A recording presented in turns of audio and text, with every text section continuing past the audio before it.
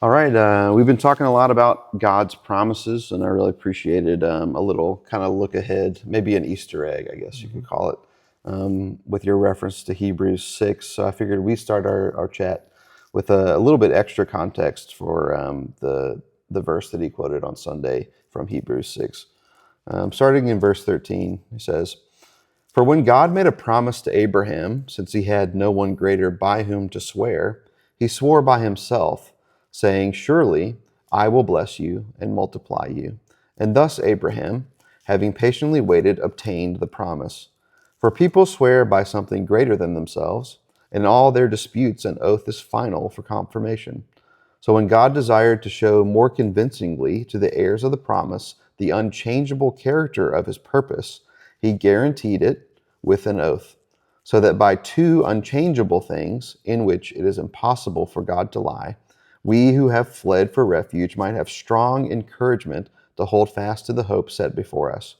We have this as a sure and steadfast anchor of the soul, a hope that enters into the inner place behind the curtain, where Jesus has gone as a forerunner on our behalf, having become a high priest forever, after the order of Melchizedek." So I love the way in which the author of Hebrews is just thinking and saying, God can't swear by anything else. Yeah. He can't, he swears by himself. We would say, I swear by God, or, all sorts of other things that we would say, I swear, or I promise, or um, God's promises are not guaranteed by man or not guaranteed by the gold in the temple or by his grandma or anything like Yeah. that. But God's promises are guaranteed by God because there is nothing greater for God to promise by. Yeah. I love the logic of that. Just kind of makes me laugh even. Um, It's a wonderful point too that you brought out when God reveals his name to Moses as "I am," and you talked a little bit about that theological concept, that truth that God is completely independent from mhm, all of the things. He is not dependent on anything else. All other things beside himself are dependent on other mhm, things. He's completely free, completely powerful, completely independent to make his promises come true. yeah. Um, and like logically, there's some ways in which that blows the mind. Yeah. That there, like, I can't fathom that there was a time when there was no world Yeah. as we know it. I can't imagine what was there before something was there. Yeah. Um, and like, but God was there before something is there, Yeah. or was created, and he is not contingent. He was God before there was a God of the universe, Yeah. a universe to be God of. Yeah. He's the God who brings salvation. He's the God who is holy and just and merciful. Like all of God's attributes were true of God before there was a world to show those attributes to.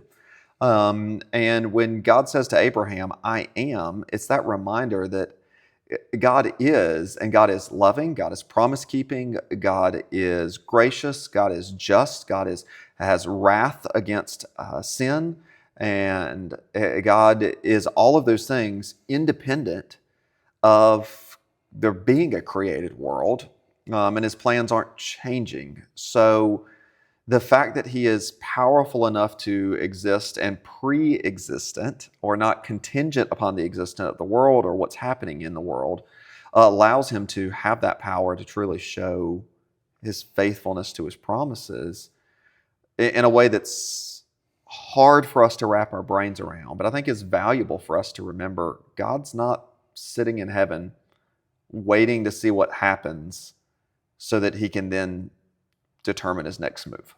Yeah. Consider the like the compassion and dare say like humility of God to condescend to us in this way. We see Moses wrestling with not believing God's promises, because he's looking to himself, or he's looking to his circumstances around him. And even though God has revealed himself in this way, like we were just describing, he still has trouble resting in that fact. And yet God still continues to lead him and draw him.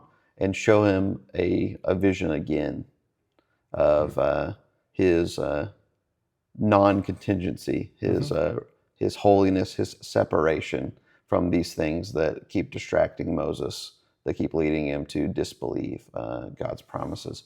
And I love the way in which we see those two things married in the person of Christ. And you get a little bit of that, especially with our access to God in Christ as our high priest.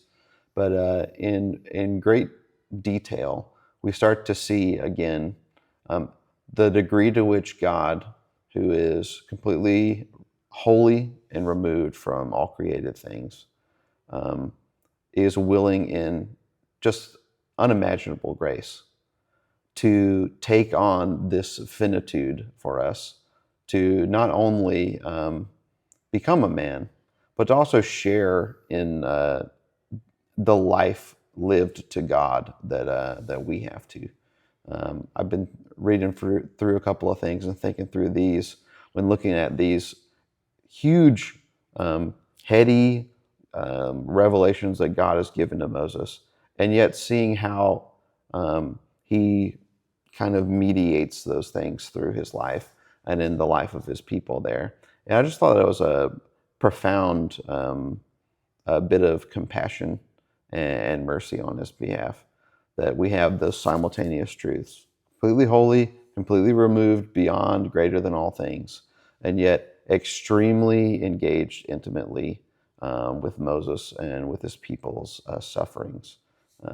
He's not deaf to them because he is so transcendent.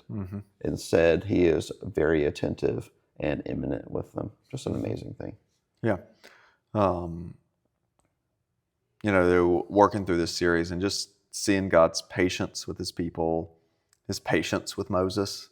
I'm looking ahead and I'm seeing some ways that the people are going to believe in Moses soon in the series, but also it's very temporary. Yeah. It's amazing how much Moses and the people are like us, where one day and one moment in the worship service, like, God, you're awesome. God, I believe you. God, I'm going to follow you. And like 3 days later, they're like wandering. And God, have you forgotten me? God, do you want us to die? God, you don't care about us. God, you're awesome. I'm going to follow you wherever you lead. I remember the truth. God, you must not care. And it's amazing how like we see that in Moses. We see that in the people. And we see God's compassionate dealings with his people, reminding Moses, if I was God, there's so many things I would get wrong, but I would definitely have wanted to tell Moses, Moses, were you not listening the first time? Yeah. Moses, go back and listen again. I already told you once. And God doesn't speak to Moses and say, I told you once, you should have listened the first time. He instead tells him again. Yeah.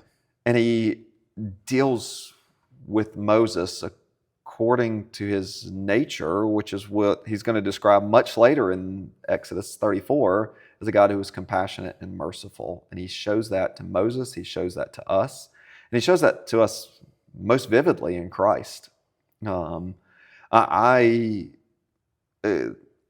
was shocked by just how well even Galatians 4 lined up with that path of deliverance that we see for God's people in Exodus, but how we see it of God's people through God's Son work in Galatians, that at the right time God sent his Son, born of a woman, born under the law, to redeem those under the law, to receive adoption as sons. We're going to see in Exodus 19 later that God has brought the people into that special and chosen relationship with him, although he's already said in chapter 3 of chapter 4 that Israel is his firstborn son. God's bringing them into that relationship and brings us into relationship with him, not because of our ethnicity, but because of faith in Christ. And that he does so, making us no longer a slave, but a son.